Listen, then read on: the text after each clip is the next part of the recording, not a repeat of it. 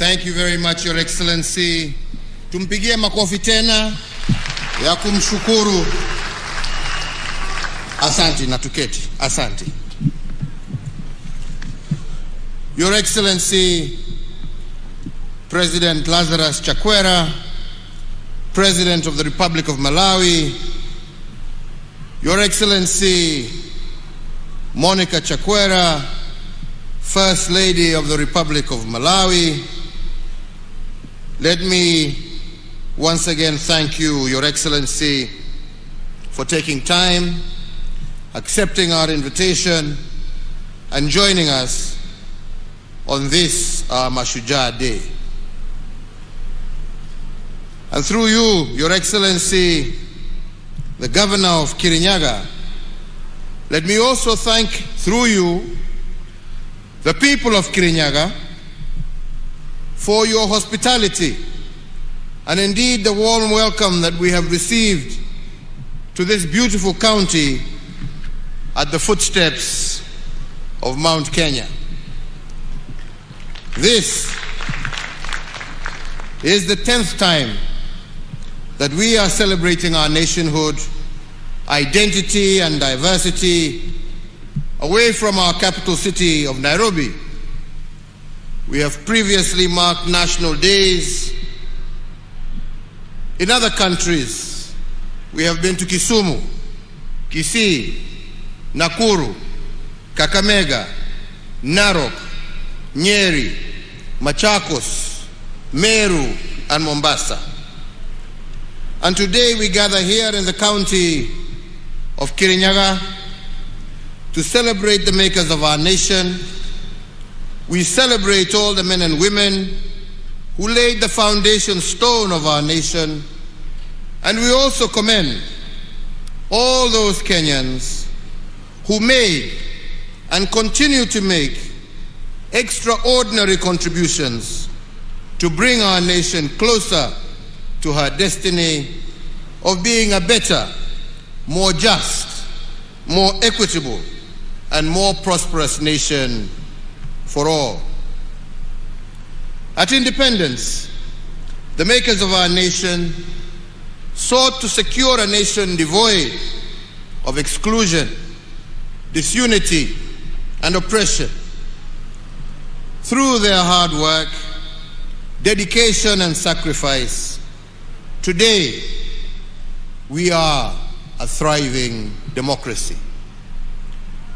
That generation of nation builders chose hope over pessimism, unity over division, faith over fear, and purposeful sacrifice over narrow interests of the day. When they encountered obstacles, they reminded themselves that an obstacle is what you see when you set your eye off the goal. But like the heroes of faith in the Holy Scriptures, some of those men and women died without beholding our free land or realizing their promise. However, they are immortal, as they will live on in the pillars of the strong and free nation that they built, and in the hearts of eternally grateful generations of Kenyans who followed them. Mashujaa Day is their day, but it is also our day to remember them, to celebrate them, and to renew our commitment to the values upon which our nation was founded. Celebrating Mashujaa Day in Kirinyaga County is significant for a number of reasons. Firstly, this county is named after the mountain of mystery, Kirinyaga. According to traditional folklore, the mountain of mystery was created as God's resting place and a sign of his wonder. After God created the earth, This is where he is said to have rested to admire his workmanship. This mountain, standing tall, was also not just a place of rest and a shrine for worship. It was also a place of renewal, a place of honest conversation, and a place for bonding and reconciliation. We can also note that celebrating Mashujaa Day in Kirinyaga County has a second historical significance, since this county bears the name of this great mountain, and so too our nation. According again to folklore, the naming came from one of the pioneer heroes called Chief Kivoi wa Mwendwa, born 240 years ago in 1780. One of the early colonizers who befriended Chief Kivoi was Dr. Ludwig Krapf, a German missionary from the Anglican Church Missionary Society. And on December 3rd of 1849, Chief Kivoi brought Dr. Krapf to Kirinyaga to behold this mountain of mystery. And when asked through an interpreter what the name of the mountain was, Chief Kivoi told the white fellow that the name of the mountain was Kirinyaga. According to folklore, he pronounced it in a Kamba accent, but what the colonizer heard was Kinya. And from this conversation, the name of our nation, Kenya, was born 200 years ago. Kirinyaga County is therefore at the heart of a very rich heritage as a nation. The development of the then Kirinyaga district, created out of the western part of Embu district in 1963, has closely mirrored that of the wider country, culminating with the advent of devolution. The 20th of October is a significant date in our history because in 1952, this was the day that a state of emergency was declared on our land by the colonizers, and hundreds of our founding fathers were arrested. But when our founding fathers, led by the likes of Mzee Jomo Kenyatta, Jaramogi Oginga Odinga, Paul Ngei, Masinde Muliro, amongst others, overcame the darkness of the emergency period, a new order emerged. They had a three-point agenda that resonates to date. They declared war on ignorance, poverty, and disease. And today that war is still on. It is a war we have inherited, and a war that shall also bestow on future generations. The commitment, as declared by our forefathers, is a sacred obligation today, and it is so from one generation to the next. Mzee Jomo Kenyatta, representing the founding fathers, had this to say on the task at hand. And he said, and I quote, that our children will learn about the heroes of the past, but our task is to make ourselves the architects of the future. This is a challenge he posed not only to his generation, but to all Kenyan generations to come. Each generation must not focus only on past heroism, but it must also continuously strive to be the architects of their own brighter future. For us to become architects of the future, we must begin by protecting what was left behind to us by the heroes who liberated this country. And in particular, we were charged with a great responsibility of taking care of our territorial integrity. Since the dawn of our republic, on many occasions, we have experienced territorial aggressions to the sanctity of our borders. Some have been driven from within and others from without. But the message of our founding fathers to these aggressors was simple: not an inch less, not an inch more. And this is the message that must reverberate across the collective quarters that are bent on annexing any part of the territory known as the Republic of Kenya. The resolve of our founding fathers rings as true today as it did then. Not an inch less, not an inch more.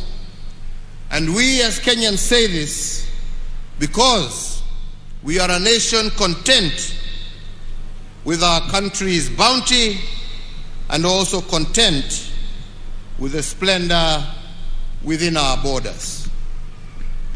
So, fellow Kenyans, the transformation of our security sector has without doubt been one of the most significant endeavors of my administration. We continue to add new arrows in the quiver of our national security by retooling the resources and capacity of our security agencies.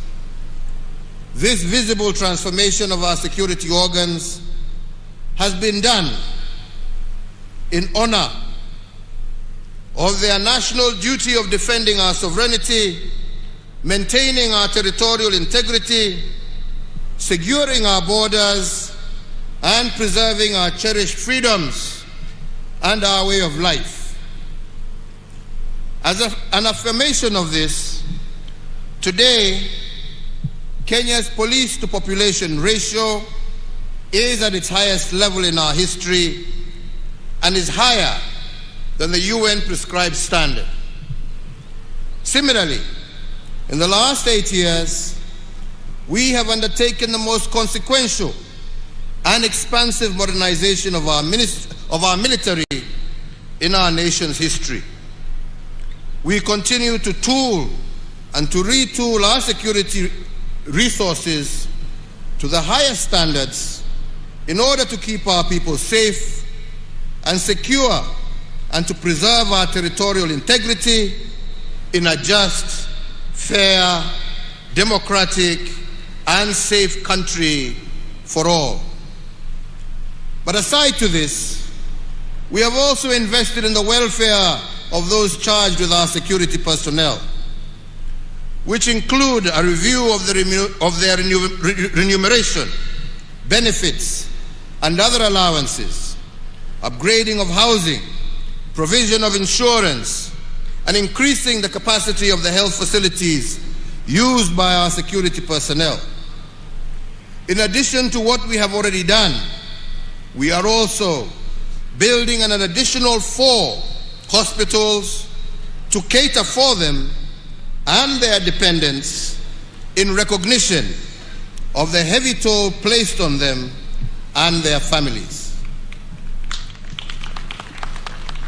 Fellow Kenyans, ladies and gentlemen, now I must return to the subject of being architects of the future. When our founding fathers charged us with this task, what they told us is that the future is not a destination out there waiting for us. It is a destination that we create, block by block. It is like an open book that you write, page by page, moment by moment. But you do not realize it until you are met by unexpected challenges. Challenges like COVID-19, And then all of a sudden, you are placed upon the horns of a dilemma. You can either choose to see obstacles in every opportunity or opportunity in every obstacle. This, fellow Kenyans, is the foundation of any successful nation state. It is about choices. Yet, it is in moments like this that the true character of a nation and a people is revealed. I am proud to say that with the COVID-19 crisis, our state of mind as a government has been one of finding opportunities in every problem occasioned by COVID. Instead of focusing on what is, we have focused on what could be. And this optimism by government, coupled with a basket of stimulus instruments, is what has thrust our economy into rapid recovery, while the global economy, we all know, contracted by an average of 3.6% last year. We managed to grow our economy by 0.3% over the same period, and this year it is projected to grow by 6% despite the ravages of COVID. In recognition of the extraordinary and exceptional nature of the pandemic, the government, as the guarantor for enjoyment of social economic rights, issued targeted responses to the pandemic to cushion Kenyans against the effects of the pandemic. My administration made various policy interventions with a view of putting money in the pockets of Kenyans. This included various tax reliefs, an 8-point stimulus program of some Kenya shillings 56.8 billion, and Kazi Mtaani to cushion our youth from COVID-related unemployment and other vulnerabilities. Today, this economic rebound is also reflected in the strong revenue performance, as at the end of September 2021, with the ordinary revenue of our country having increased by some 26.8%. There are many indicators which demonstrate how we took advantage of the opportunities and the problems presented to us by COVID-19, and we shall be elaborating further during our scheduled State of the Nation address in Parliament. But just to name a few examples, for instance, the management of the Kenya Meat Commission was replaced during the thick fog of COVID-19. The Department of Defense took 1 year to refurbish the commission and reopened it in April of this year. I am happy to note that in the 6 months, KMC got out of debt and increased the number of head of cattle processed a day from 8 to 185, 23 times what the old KMC used to process. Today, KMC is paying farmers within 72 hours for livestock delivered at a rate of Kenya shillings 185 per kilo for cattle. In fact, the previous commission had paid a total of Kenya shillings 52 million to farmers between the months of April to September 2020.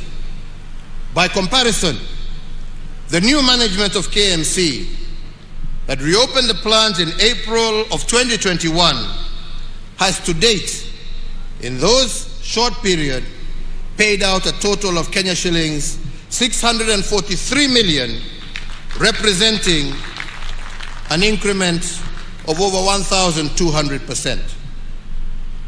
Another area of transformation under the COVID duress is the tea sector. And the story of our tea sector is one that must be told. This sector has been the predatory grounds for cartels for many decades. But it has now been liberated, and its performance has started to improve. On account of the reform measures implemented by my administration, the price of Kenyan tea has increased by 42% in the last 1 year alone, and the minimum auction price of tea now stands at $3 per kilo, the highest price on record for the last 5 years. Indeed, it is expected that our tea farmers will receive a healthy bonus at the end of June 2022, signaling a return to the good old days of Chai Bora, Pesa Bora. In the coffee sector, again, I am pleased to report that the determined efforts of our government to root out corrupt cooperatives that have been predating on our coffee farmers have borne fruit. The revitalization of the new KPCU by government has brought healthy competition into the coffee milling activities. And as a result, farmers in high-yielding areas like here in Kirinyaga are now receiving upward of Kenya shillings 100 per kilogram for their coffee, up from the average Kenya shillings 25 per kilogram in 2019. Milk production is another area, and as part of our efforts to ensure a reasonable rate of return for our dairy farmers, my government introduced a pricing guideline, and this has seen farm gate prices increase from Kenya shillings 27 per litre in January of 2020 to a high of Kenya shillings 40 per litre as of September 2021. On rice, I did, when I visited Kirinyaga last, direct that the Kenya National Trading Corporation purchase all the rice, not only from Ware, but also from Kano Plains, for onward selling to our disciplined forces, prison services, as well as to our boarding schools. And I am pleased to confirm that last year, out of 6 rice cooperatives nationally, Mwea Rice Growers Cooperative sold the most bags of rice to government. And in fact, for every 10 bags sold to government, Kirinyaga farmers sold 7. And out of this, they realized a total revenue of over 1 billion Kenya shillings. And in order to promote our rice farmers, I did direct the Ministry of Agriculture to secure the continued purchase of the upcoming crop so that we can maintain and continue this transformation. But ladies and gentlemen, it is the transformation of our health sector that is probably the most phenomenal testimonies of how we transformed COVID obstacles into opportunities that expanded our health facilities. In Nairobi alone, we have constructed over the period and operationalized 15 level 2 and 3 hospitals in various informal settlements through the Nairobi Metropolitan Service. And there are another 15 currently under construction. One of the unintended benefits of the pandemic is that we have increased, as a country, our ICU capacity by an impressive 502%, from 180 to 651 ICU-ready beds across the country. And similarly, our total hospital bed capacity as a country has increased by 47%, from 56,069 in the year 2013 to the current figure of 82,291 hospital beds spread throughout the country. During the COVID-19 pandemic, we have improved our oxygen generation capacity in all our public health facilities from 3 million liters per day in March of 2020 to 32 million liters per day in October of 2021. We have further increased the number of reference laboratories that can test for notifiable diseases of international concern and public health importance from one single laboratory in March of 2020 at the beginning of the pandemic to what we have today, which stands at 95. Fellow Kenyans, I just wish to remind you that at the beginning of the pandemic last year, we used to ship our samples for testing in South Africa, and the result turnaround time would be anything up to 5 days onwards. Today, we have our own capacity.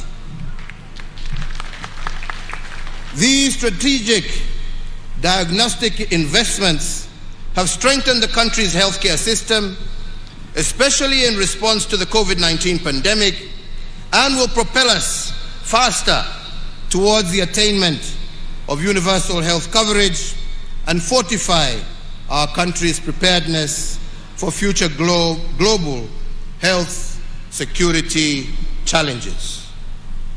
The health workforce is a key pillar of every healthcare system, yet many times it turns out to be the weakest link, typically seen as a cost driver instead of an area for public and private investment in health service provision.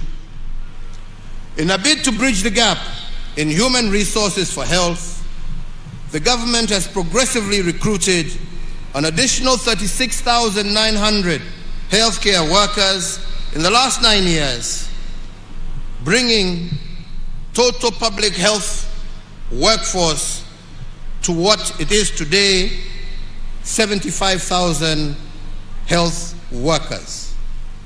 The mid-level healthcare worker plays a critical part and role in the health service delivery throughout all levels of care, specifically at the primary care level.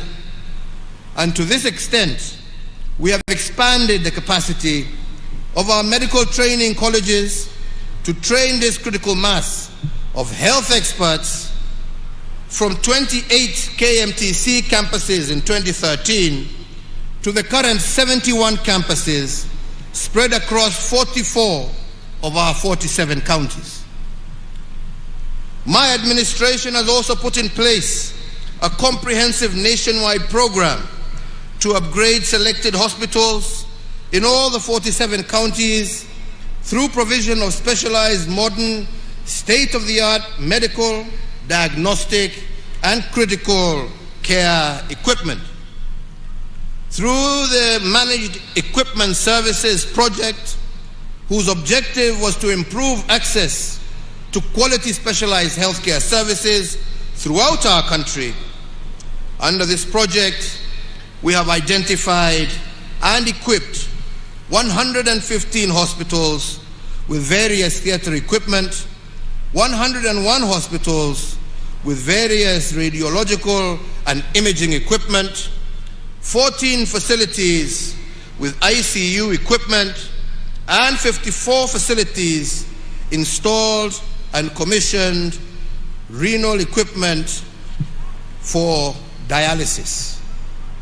Through this massive investment, 628,000 people have benefited from theater services, 587,000 people have benefited from dialysis out of the 577 dialysis machines installed, and 23,574 people have benefited from ICU services, and over 5.7 million Kenyans have been served using the 22 MRI machines, the 214 X-ray machines, the 83 CT scanners, and the 229 ultrasound equipment that we have installed in various hospitals. All these some investments have so far benefited over 6 million patients and saved our country an equivalent of 131 billion shillings. Ladies and gentlemen, just the other day, I opened the integrated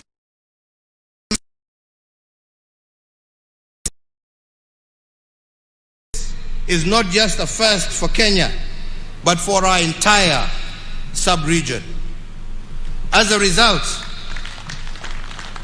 many of our citizens suffering from cancer will now have the benefit of early detection, leading to early treatment and cure, thus saving many lives. This, in addition to the millions of shillings that families who would have been forced to travel abroad seeking treatment for their loved ones will now save. 3 other areas have thrived despite the COVID dispensation. The first one is our robust infrastructure development. And indeed, to celebrate our Mau Mau liberators, a 582-kilometer road called the Mau Mau Road is under construction in their honor. And this will be the single longest road constructed in Kenya since independence. It runs through Meru County, from Kieni to Mara, through Embu County, from Kairore to Irangi, through Tharaka County, from Kibuga to Itunguru, and in central Kenya, it runs from Mudhidhi to Kiangwashe, and from Kembe to Mogumo Road. This is longer than the Nairobi-Mombasa highway by 140 kilometers, and it follows the warpath taken by our Mau Mau liberators as they fought the colonizers. And once complete, roads will be able to connect to various parts of the country without necessarily having to pass through Nairobi. Another piece of infrastructure that I believe would make our founding fathers proud is the Nairobi Expressway. This is the largest expressway in Africa, stretching a total of 27 kilometers, running from Mulolongo in Machakos County to Rironi in Kiambu County. And from Rironi, plans are underway for another dual carriage that will soon be launched that shall run all the way to Mau Summit, traversing the Rift Valley. In total, we have had 7,991 kilometers of new tarmac road with an additional 4,800 kilometers currently under construction. The major flagship road projects include the Isiolo Mandera Road, Garissa Nuno Mudogashi Wajir Road, Lokicha, Lodwa, Lokitang, Nakadok Road, the dueling of the Kenol Sagana Marua Road, the expansion of the Mombasa Mariakani Road, the Garsen Witu Lamu Road, the expansion of Makupa Bridge and approach roads, the expansion of the Athi River Machakos Turnoff Road, the Ahero Kisii Sibania Road, the Kibwezi Mtomo Kitui Road, and the reconstruction of the Kitale Kapenguria Lodwa Nakadok Road to the border with South Sudan, to name but a few. The second area that has also thrived during the last 2 years is the digitization of our economy as a measure of improved governance. In keeping with being architects of their own future, young people drawn from all over the Republic are the driving force behind seminal programs that will revolutionize the way we conduct business in our country. This is a project that has been dearest to my heart, especially in being blessed with the opportunity of engaging and working and seeing the potential of our young men and women when given an opportunity. I will elaborate on this on another occasion, but today permit me to focus primarily on the land sector. For 125 years, our land registry was manually managed and very messy. In fact, some of this mess was deliberate, engineered to facilitate land theft and corruption. But with the help of this youth-led team, we have begun the process of digitizing the land registry.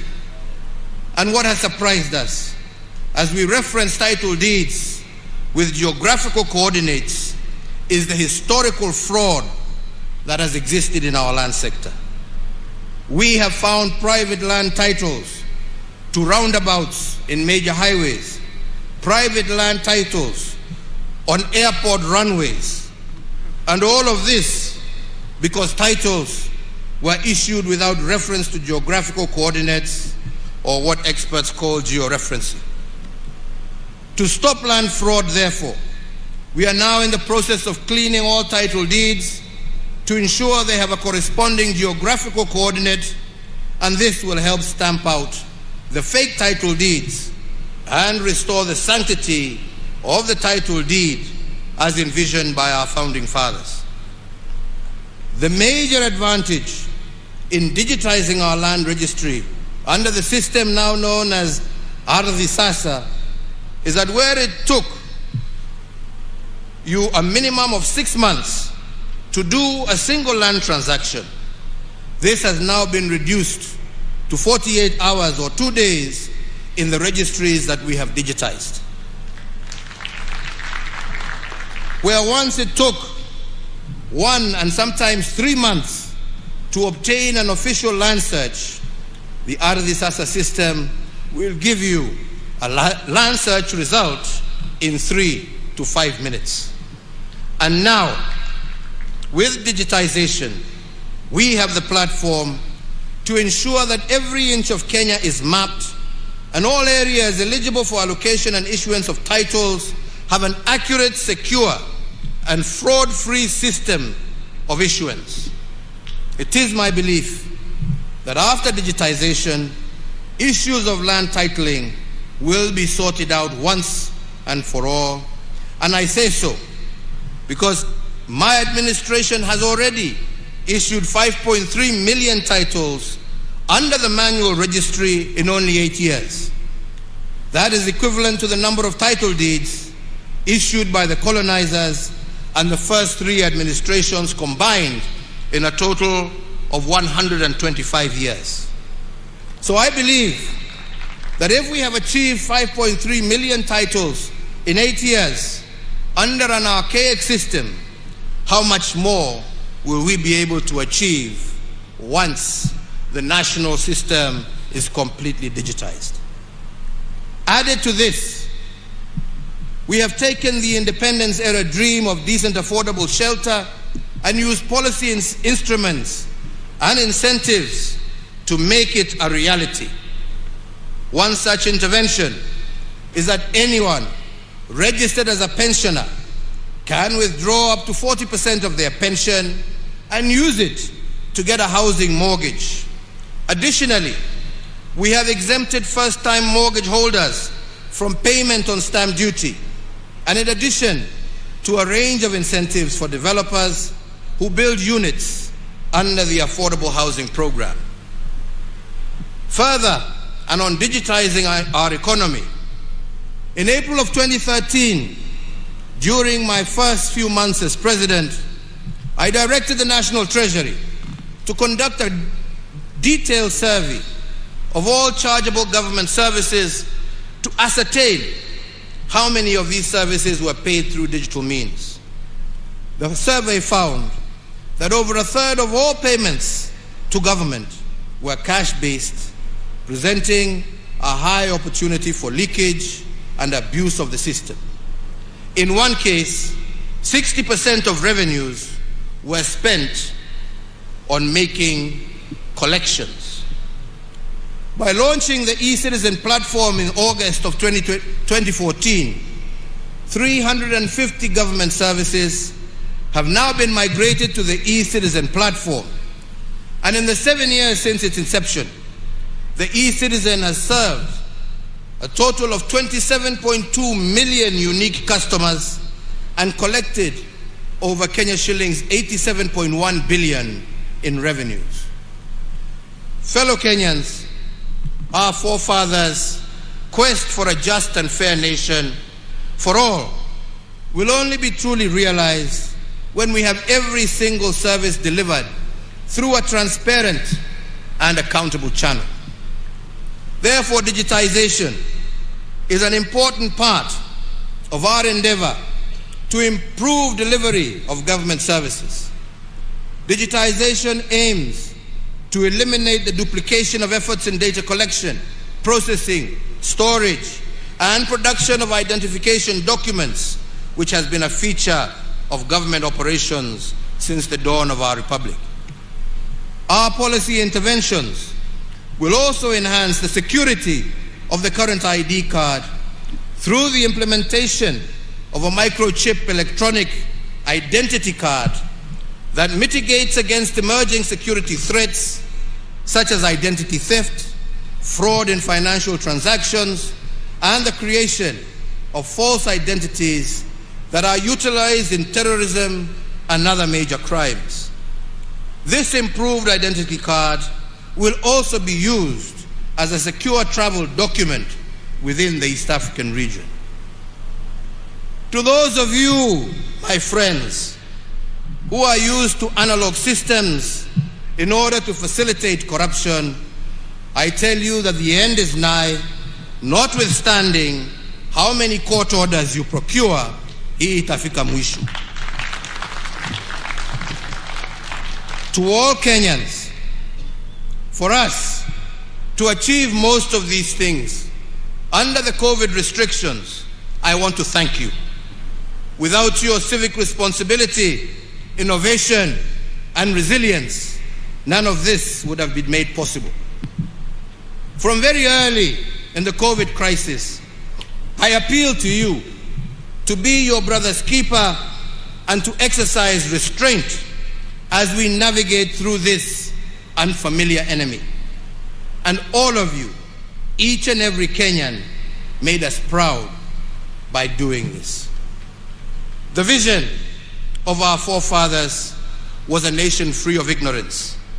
The remnants of ignorance will only be uprooted from our midst when we continuously build the capacity of our citizens to remain abreast with the demands for a rapidly changing world. It is against this backdrop that we instituted reforms in our education sector that led to the introduction of the competency-based curriculum, or CBC. As a mark of this seminal transition, we now have 2 cohorts of children in pre-primary and 5 cohorts of our children in primary school who are the pioneers of this groundbreaking curriculum. The grade 5 cohort has only 1 year to go before they join junior secondary school or grade 7.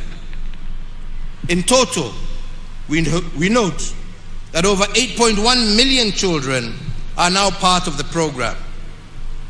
As a caring government and one that appreciates the solemn duty of the state to prepare every child for their destiny, we will continue enriching the curriculum to ensure that our children sharpen their talent and maximize their opportunities in keeping with our vision for a holistic growth of every child in Kenya.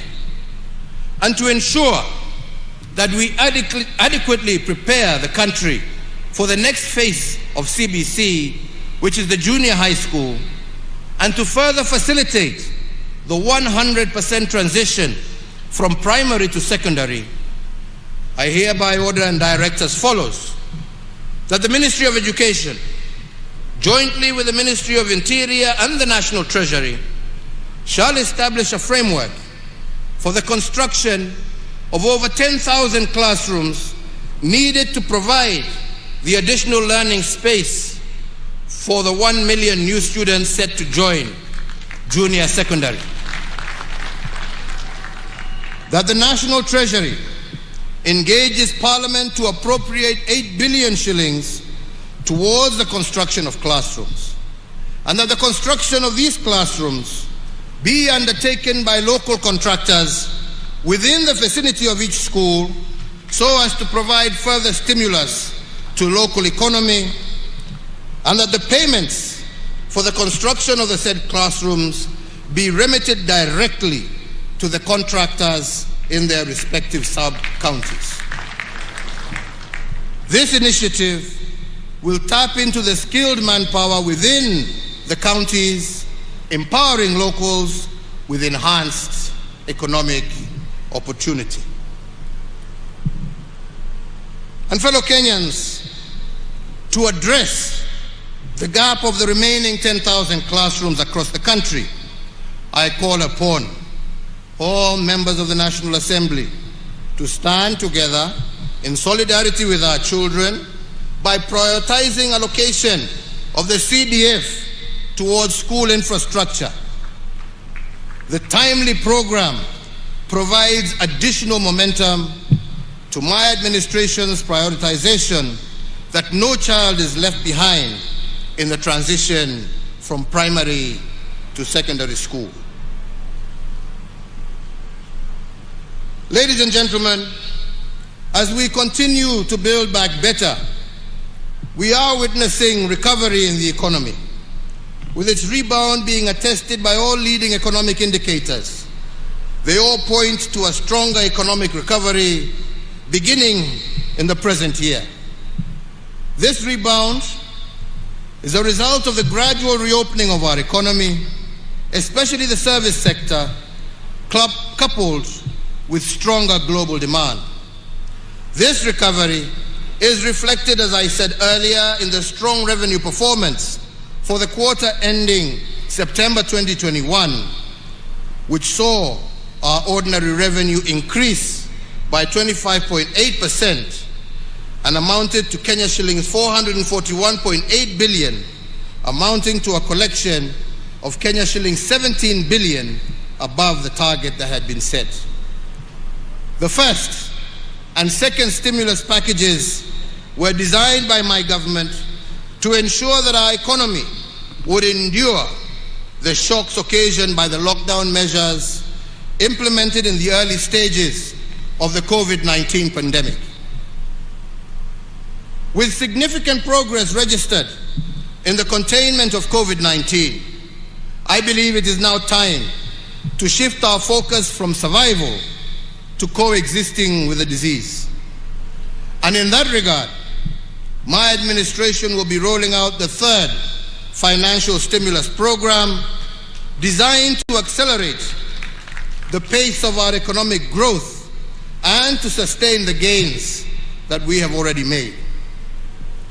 I announce, therefore, that effective the 1st of November 2021, new stimulus programs targeting the key productive and service sectors in 13 strategic interventions that cover agriculture, health, education, drought response, policy, infrastructure, financial inclusion, energy, and environmental conservation. The first intervention is the tea subsector. To safeguard the gains made by the tea subsector, the National Treasury will allocate 1 billion shillings to support the fertilizer subsidy for our small-scale tea farmers. The second intervention is in the sugar subsector. To safeguard the livelihoods of farmers within our nation's sugar belt, I direct the National Treasury to allocate an additional 1.5 billion shillings in aid of the sugar sector that will be appropriated towards factory maintenance and payment of farmer arrears. The third intervention is the coffee subsector.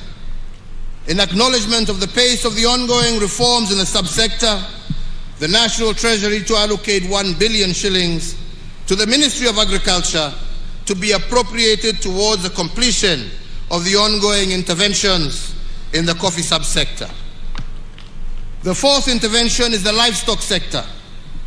Noting the effects of the ongoing drought situation, the National Treasury to allocate 1.5 billion to support the communities affected by the ongoing drought, especially in our ASAL counties, as part of our national livestock offtake program. The fifth, also applying to the livestock sector, and in order to secure a reduction in the prices of animal feeds, I direct the Cabinet Secretary for Agriculture, jointly with the National Treasury, to issue within 7 days a framework that will facilitate the reduction of the cost of animal and chicken feeds. The sixth intervention is in education. As I have said earlier, and noting the success of our administration's policy on 100% transition from primary to secondary education, Kenya shillings 8 billion to the Ministry of Education for the CBC Infrastructure Expansion Program. The seventh intervention is in health, and to ensure access to medical coverage across our nation, and as part of our universal health coverage program, the Ministry of Health will move with speed to establish an additional 50 new level 3 hospitals to be situated in non-covered areas and densely populated areas across our nation. And I further direct the National Treasury to allocate a sum of 3.2 billion shillings for the immediate construction of these medical facilities, again using local contractors so that the effect is also felt on the ground uko mashinani. Is the National Sanitation Program. We started this program to harness the energy of our young people and to give them a buffer against COVID-related unemployment. Noting the success of Kazi Mtaani program and its effect in enhancing opportunities for youth across the country, we direct the National Treasury to allocate Kenya shillings 10 billion for the third phase of Kazi Mtaani to be rolled out in all counties, with priority being given to densely populated areas. The above measures should inject an additional 25 billion shillings into our economy. These new initiatives complement ongoing state interventions that are expected to sustain the momentum of recovery within the year's growth rate projected to be at 6%. The ninth intervention is on energy and petroleum. Being fully aware of the positive strides being made in our economic recovery, the gain stands the risk of being eroded by high energy prices.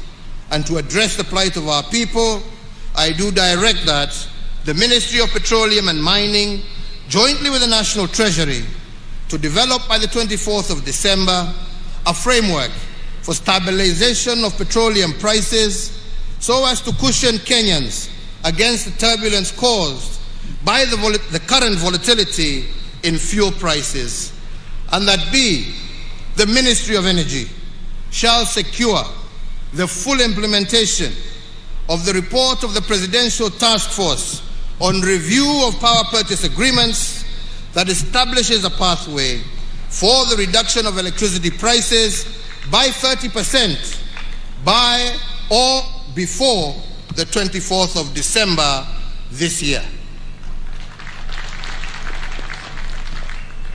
I look forward to Kenyans being relieved of the burden of high tariffs by Christmas Day. The 10th intervention is in the banking sector. The transformation of our economy and the emergence of our nation as a financial hub is as a result of the efficiency secured by technology. The gains we have made in digitization of our financial processes and transactions have made it possible for us to better track and trace illicit flows of money. In view of these, we remain committed to the anti-money laundering and the combating of financing of terrorism CFT frameworks stipulated by the Proceeds of Crime and Anti-Money Laundering Act, POCALMA. These include the requirement for financial institutions to report cash transactions above US dollars 10,000. However, it should also be recognized that the implementation of the framework by banks has been onerous for micro, small, and medium enterprises, and cash still remains an important payment channel for MSMEs, representing 80% of all their financial transactions. Therefore, accordingly, the implementation of the cash transaction requirement by banks has not been facilitative of the operations of MSMEs and to some extent has inhibited their growth. And in this regard, I further order the National Treasury, after consultation with other stakeholders, to immediately cause the upward revision of the cash transaction reporting threshold from the current mark of 1 million shillings, applicable to both withdrawals and deposits by customers. The financial institutions, however, will retain their reporting obligations to the Financial Reporting Center. The 11th intervention is to access to credit. Over the last decade, we have developed a robust credit information sharing mechanism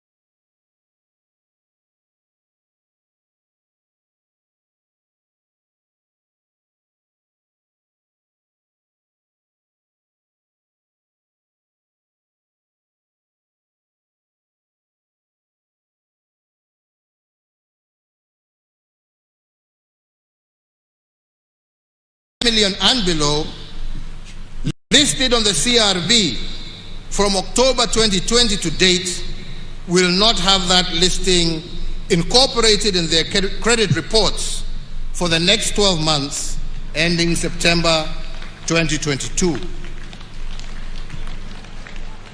In addition to foregoing measures and to accelerate our economic recovery, I also urge all banks and financial institutions to accommodate customers who seek to restructure their banking facilities. The 12th intervention is digital financial services.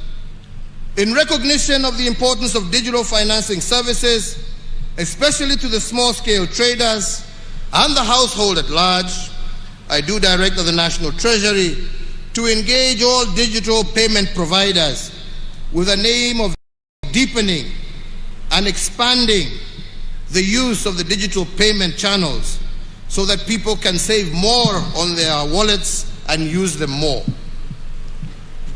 The 13th intervention is in the area of vaccine production. If there is anything that we have learned, not only as Kenyans but as Africans, from the COVID-19 pandemic, is the essence of self-reliance. As the first step towards this goal, we as a government have established a company to facilitate this venture in the name of Kenya Biovacs Limited, and therefore the Ministry of Health should operationalize this company to build a form and fill and eventually manufacture vaccines in our country by Easter of next year. Fellow Kenyans, on the 29th of June 2021, during my 16th address on the COVID-19 pandemic, I pledged to the nation that by Christmas this year, we would have vaccinated over 10 million adults. Today, I am pleased to confirm to the nation that we are on course to realize this target. As of today, we have vaccinated 5 million adults. Owing to the compliance with the health protocols and guidelines on COVID-19, I have further noted with much appreciation that surge of infections has declined over the last 2 weeks, as characterized by the positivity rate of below 5% that has been registered over this period. I once again want to thank the people of Kenya for exercising an admirable degree of civic responsibility in this fight and truly being their brother's keepers. It is, however, important for all of us to appreciate that we are not yet out of the woods, and we must therefore continue to observe the containment measures as directed by the Ministry of Health, as this is the only way to sustain the gains we are making and guarantee the full reopening of our economy.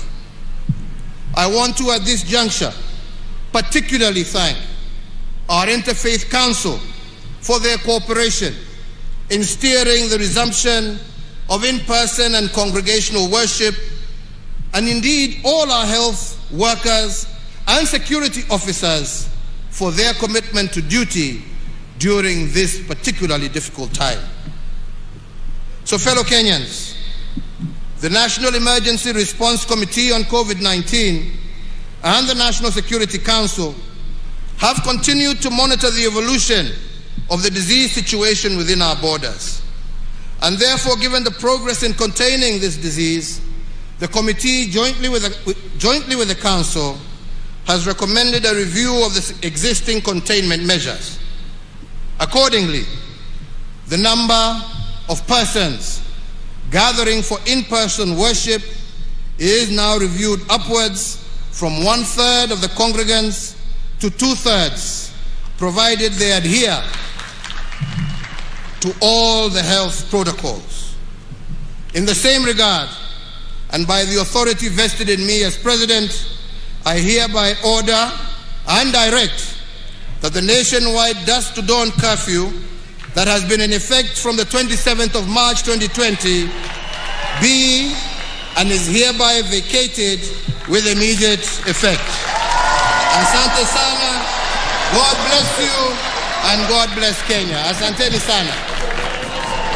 Basi kwa heshima naomba sote tusimame kwa ajili ya wimbo wa taifa. Ninaomba kwa heshima sote tusimame tafadhali kwa ajili ya wimbo wa taifa. Acha malize ndio.